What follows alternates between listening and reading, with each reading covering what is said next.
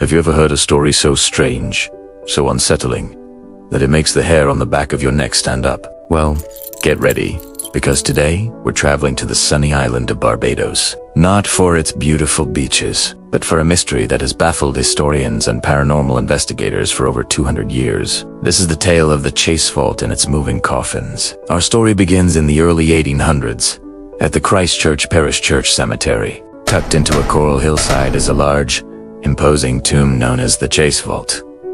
It was built for a wealthy and reportedly difficult family.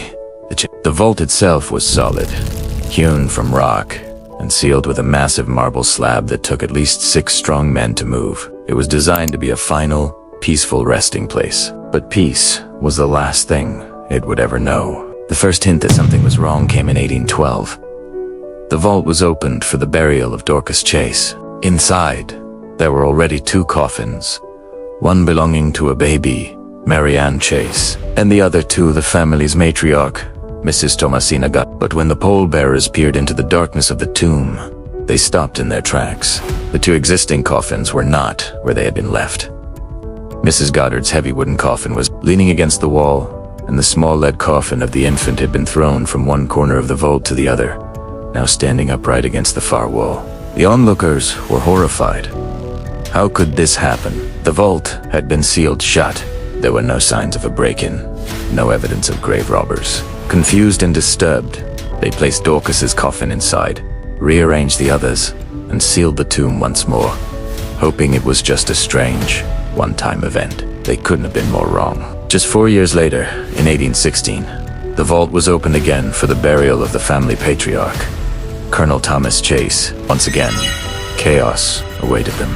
Every single coffin inside, including the incredibly heavy lead-lined coffin of Dorcas Chase, had been violently disturbed. They were thrown about the small chamber as if by a tremendous force. Some were upside down, others were propped against the walls. The scene was one of utter disarray. Keep in mind, these weren't lightweight boxers. The colonel's own coffin was so heavy it took 8 men to carry it. The idea that someone could break in, move these massive objects around in a confined space, and leave without a trace seemed impossible. The mystery deepened with each new burial.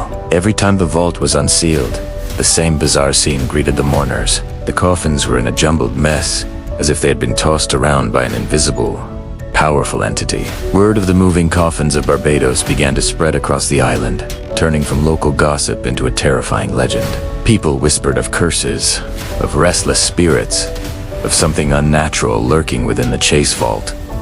What could possibly be strong enough to move multiple lead coffins inside a sealed tomb? By 1819, the story had reached the ears of the governor of Barbados, Lord Coffin. Intrigued and determined to get to the bottom of the mystery, he decided to conduct his own official investigation. When the vault was next opened for a burial, the governor himself was present. He meticulously documented the state of the coffins, which were, as expected, in complete disarray. After the new burial, the caskets were carefully rearranged back to their original positions.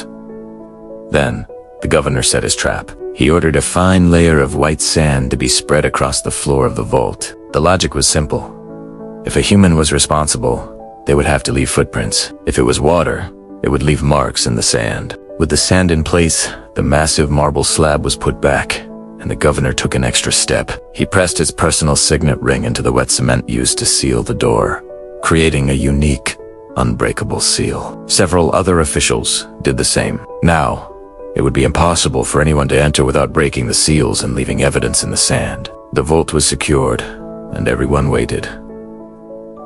8 months passed. On April 18th, 1820, a crowd gathered at the cemetery, including Governor Coffin. It was time to see if the mystery had been solved. The masons carefully checked the seals. They were all perfectly intact, untouched. The governor's signet mark was still clearly visible in the hardened mortar. With great effort, the workers removed the massive door. The governor and his men peered inside, their lanterns cutting through the gloom.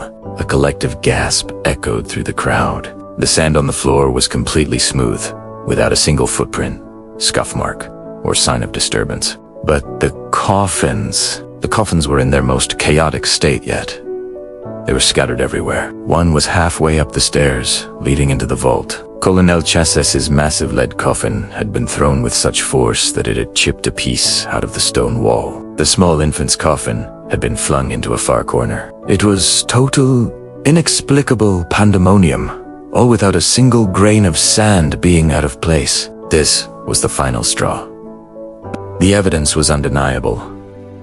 Whatever was happening inside the Chase vault was not the work of human hands, and seemed to defy the laws of physics. The family, terrified and exhausted, decided they could no longer let their relatives rest in such a tormented place. They had every single coffin removed from the vault and buried separately in the churchyard. The Chase vault was officially abandoned, left empty and open to the elements, and from that day forward, no further disturbances were ever reported.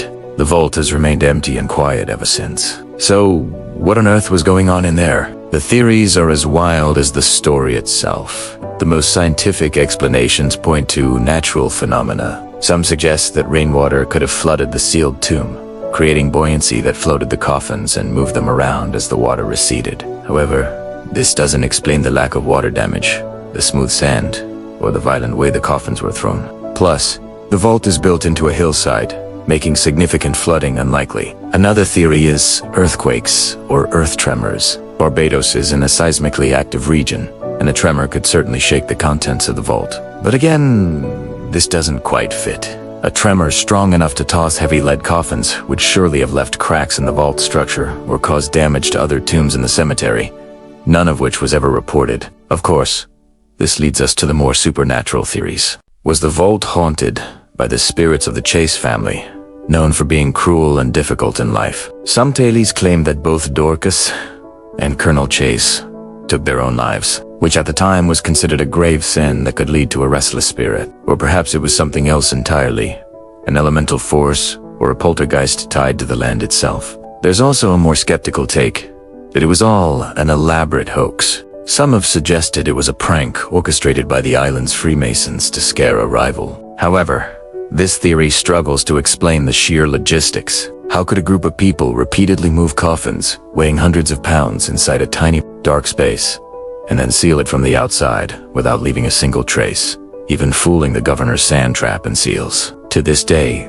the mystery of the moving coffins of Barbados remains unsolved. The empty Chase vault still stands in the cemetery, a silent monument to one of the most compelling and chilling paranormal cases in history.